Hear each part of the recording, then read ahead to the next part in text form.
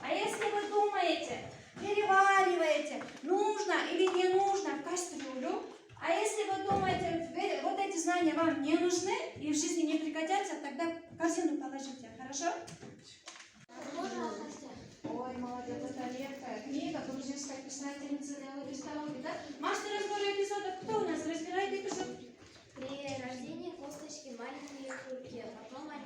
Да, совокупность костей. У детей кости растут. А сердцевина какая была? Помните, она тоже маленькая была? Нет, она же взрослый человек. У взрослых кости до 25 только у детей растут, а у взрослых они не растут, да? Сейчас у вас, ребята, формируется скелет, кости растут.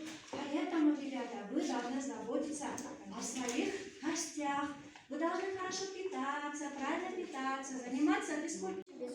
Ребята, просто как в России запретили, если у вас возникнут проблемы, просто телефоны положите. Если у вас